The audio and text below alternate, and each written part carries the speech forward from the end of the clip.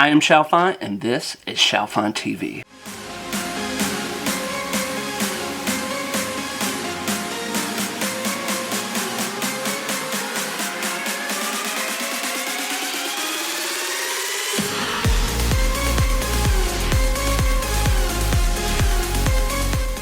What's up everybody, I'm Chalfant and welcome to Chalfant TV. Go ahead and crush that like button for this video, subscribe to the channel, and turn on those notifications so that you're alerted to when new videos come out.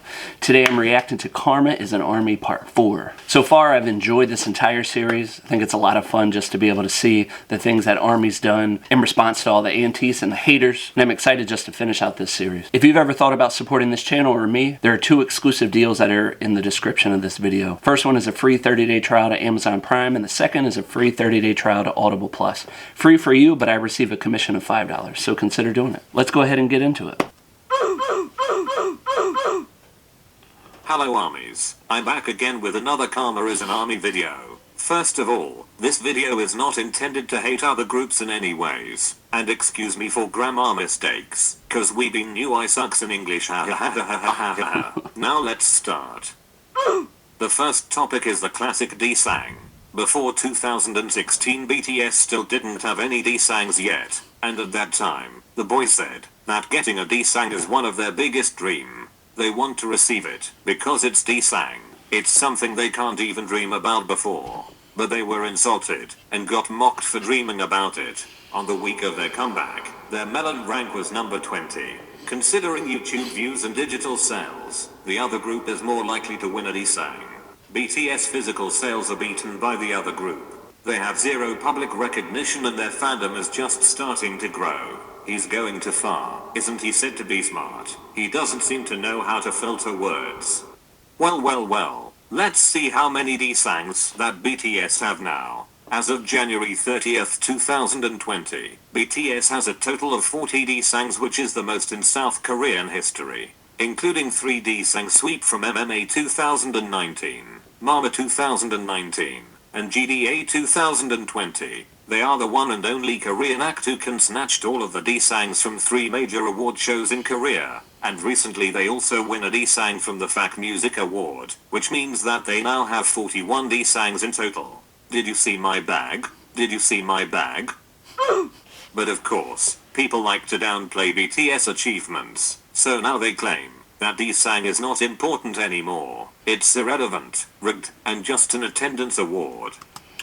Anyways, whenever I hear mic drop, my kids play it all the time now, or at least my 4-year-old son, I always think about that, and I always think about Tay's dance. You know, at the front. I guess they're all doing it, but I always think about that. Year-end award shows have completely lost their importance. A D-Sang no longer holds the same value it did before. Because BTS is winning rigged. all of Everything's them. Commercialized. Nothing genuine and fair. I'm glad my faves decided to focus on their own work and fans instead of this. We know it's rigged when Mama decided to give D-Sang to Bangtan. So what's new? 38 rigged D-Sangs. How funny BH do Sagigas since 2016. Funny. What funny is they were so loud about how much D-Sangs that their faves got in 2016. They were mocking BTS because their faves got more D-Sangs. But now they said it's irrelevant, rigged. Make it make sense, people. Just say you are jealous and go. Now let's hear what some people think about the latest BTS comeback. BTS poppers will argue with other fandom about who started the tiny number trend. While their MV is losing views, BTS you're worried about the wrong number. They flopped on YouTube. They stay focusing on other groups instead of their faves as usual. Then they come crying when they can't get their 90 million goal. First of all, the one who started the tiny number discourse was the other fandom. We were just saying that the Tiny 7 is iconic because some big television account and celebrities also using it. No one said we started it, but the other fandom assumed that we did, so they started saying that they did it first. Second of all, BTS are not flopping, not on YouTube, not anywhere. One of the major reasons why we couldn't reach our 24 hours goal is because YouTube has new rules which make it harder to gain views, and YouTube also constantly deleting and freezing our views, so it make it twice harder for us to break the record. Despite of that, Unofficial music video broke the record for the most viewed premiere video on YouTube with 1.5 million views. On also broke the fastest MV to reach 10 million views in 1 hour 5 minutes. Black Swan broke the record for the fastest MV to reach 1 million likes. And we broke so many records on other platform too. So you can't associate BTS with the word flop, because they just didn't meant to be together. Back in 2016, it was still difficult for BTS to get 1 million pre-orders, and some people were underestimating them. ARM is going for 1 million pre-orders. I'd like to see them try. Million sellers on your dream big hit, lol. Thank you for your wish, Lol. but karma is an army. And now in 2020, Map of the Soul 7 surpassed 3.42 million pre-orders in the first week, and a final 4.02 million pre-orders before its release date, making it the most pre-ordered album ever from South Korea. It's a legend behavior, I think. Some people believe that BTS uses bundles to boost the sales of Map of the Soul 7 albums. It's ridiculous, but here's what they said. So ARMYs and BTS and Bang PD once again for the billionth time taking a page out of other company groups' books and going the bundle route. My faves truly paved the way. She really gave your life, and I'm glad to see you're not wasting it. Happy Chi. Oh, I mean bundling. Happy bundling. Look at Bangtan not using bundles. Everyone, let's clear the search. BTS uses bundles, BTS uses bundles, BTS uses bundles, BTS uses bundles. So, they said Target deal buy 2 get 1 free is bundling, and vinyl package is also bundling. Well, they are really uneducated about this bundle thing, because what the heck? Target deal is just a marketing strategy from Target to sell their goods. It's not only BTS albums that got that deal, but other things too. Meanwhile, this is the example of bundle. Basically, when you buy merchandise like this hoodie, you'll also get an album with them. The album is attached to the merch to boost the album sales. That's what bundle means. So yeah, BTS didn't do bundles for Map of the Soul 7. The sales are organic, no English album, no bundles, and no radio play. Well, it's true. Actually kinda sad about no radio play, because it seems like they are trying to block BTS to chart higher. We didn't even get 200 spins, and only 6 stations that play BTS new title track, but in the end, BTS and ARMY successfully reached number 4 in Billboard Hot 100 chart with On.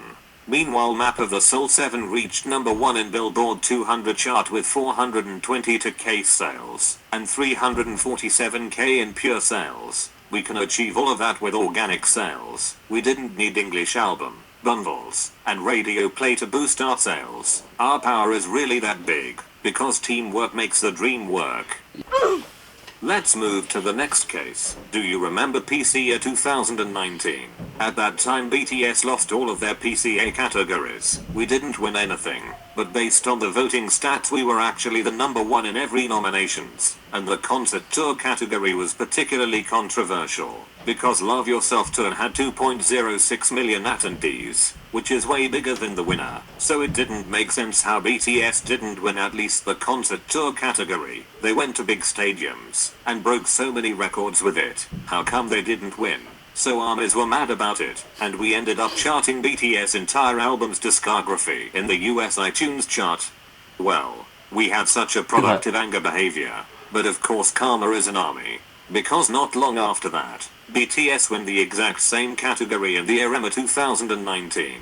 The best group is gonna win indeed, and that's BTS. The next case is about Grammy. On November 20th, 2019, Grammy announced their nomination and BTS sadly were not nominated for anything. This was disappointing, because according to our latest album sales in November 2019, BTS Map of the Soul Persona was the number 1 best-selling album, but it didn't get the nomination that it deserved, and we know the reason why. And just like what we did before, we ended up charting BTS entire album's discography in the US iTunes chart again. It was to show them that we are bigger than they think we are, and to show them that they can't ignore BTS forever. And now in March 2020, IFPI announced the global top albums of 2019. And BTS Persona is in top 3 of the list with 2.5 million units, and according to Chart Masters, BTS Persona is the number 1 global top albums of 2019. So it was kinda funny how BTS didn't get nomination for Album of the Year when they pretty much outsold everyone. Now let's talk about the Kingsman incident in December 2019. Did BTS just have the exact same stage design as my faves for the second time? It's been great to see this series just map out somewhat of a history of BTS from like very early on in the antes all the way up to pretty much now. I don't know that I was expecting that, but it's been good to see. Someone's management team has been attending my faves concerts and taking notes. How are they gonna steal two set designs from us like no one is gonna notice? Well, I'm not really surprised, because it's not the first time for them to accuse BTS of plagiarism. I mean, it was obviously a Kingsman reference. It's not like their faves own Kingsman or anything. But the funny thing is, this BTS stage blew up and got the recognition from the author of Kingsman. He said he loved the performance, and he said that it will be cool to have BTS do a song for one of the movies. So yeah, that's a karma for them. And also in Outro Ego MV, there's a Kingsman reference too. So, that BTS stage was probably just a spoiler for Ego MV. Maybe it's connected to the BTS universe story, and was meant to give some clue about BTS comeback in 2020. So it's not a plagiarism at all. It's not even about their faves at all. So please stop being delusional. The last topic for this video is about BTS and Parasite movie. So, some K-popers were mad because ARMYs and some other people talking about how BTS and Parasite movie being the pride of South Korea, and here's what they said. No, your K-pop faves didn't pave the way. Parasite did that all on its own. Stop being disrespectful to every single person that worked their asses over this masterpiece of a movie. For real, Parasite made history and now you guys are gonna make it about BTS. This ain't about them. Shut up. So they were really mad about it, but the thing is, it's not ARMYs who started mentioning BTS and Parasite together. It was mentioned by Jimmy Fallon. He said it's an amazing moment for South Korea, because they have Parasite and BTS. Some Korean people also talking about it. They said they feel proud and happy that they can live in the same time with Bong Joon-ho and BTS. It's amazing how it's other people doing things to highlight the success of BTS, like the number 7 or whatever it's called, like kind of like that exponent 7 up there, and then they're viewing it as if it was BTS who started that, when the more flattering reason is that there are other people that are doing it. And some Korean netizens said that the world classes of their cultural industry are Bong Joon-ho and BTS. It was also mentioned by the esports writer that BTS is one of the elite 4 of South Korea. President Moon also mentioned BTS and Parasite. He said BTS and Bong Joon-ho are leading the Korean wave worldwide. He basically said BTS paved the way, hahaha. Bong Joon-ho himself also talking about BTS when he went to Jimmy Fallon. He said he particularly enjoyed the episode when BTS was there, and when he was asked about Korean music takeover, he said he think BTS has 3,000 more the power and influence that he have. He basically loved BTS, so why are they complaining about BTS being mentioned with Parasite? I mean, please control your jealousy. No one discrediting Parasite. People love BTS and people love Parasite, and they are both from South Korea, so it's natural for us to talk about them all together. We just want to appreciate both of them, because they are indeed the pride of South Korea, and you should just accept it. So that's it for today's episode. I hope you enjoy the video, and if you're still here, I want to ask for your help. YouTube demonetized my channel for reused content, and they've been rejecting my reapplication because of the same reason.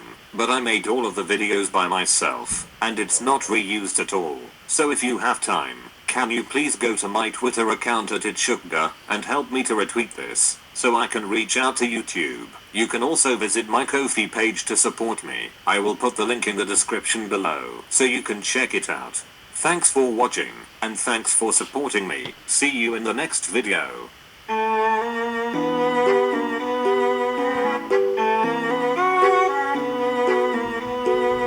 Well, that's kind of worrisome at the end of that video to be able to say that YouTube demonetized their channel because of reused content. Because if you compare a channel like that, who might be using memes and pictures and screenshots of Twitter and stuff, I think there is a lot of work that goes into creating things like this. And then you compare something like that to like what I do or what other reactors do, I would probably argue that we use way more reused content than they do. Hopefully YouTube's not listening. I don't think they listen to our videos, but we'll kind of see. I'm excited I listened to that. It's good to be able to hear some updated information. I didn't know about the Kingsman thing, but also great and interesting that the creator of Kingsman, or if that's who it was, enjoyed what BTS did, and it was a shout out to their work too. Well, I hope you're excited to what is to come. Tomorrow I'm going to watch and react to Idol. I heard a little bit of this song in one of the documentaries, and I don't know. I don't want to build it up too much for me, but I heard it and listened to it and I kind of felt it. So I'm excited to see what that reaction is going to be like. And then the very next day, I believe, is Hobie's birthday. So we're going to dive into Hobie for a few weeks and get into all his songs and mixtapes. And then it'll be Suga's birthday and we'll do the same thing for Suga. So I hope you enjoyed this video. And if you're still here with me, go ahead and crush that like button for this video, subscribe to the channel,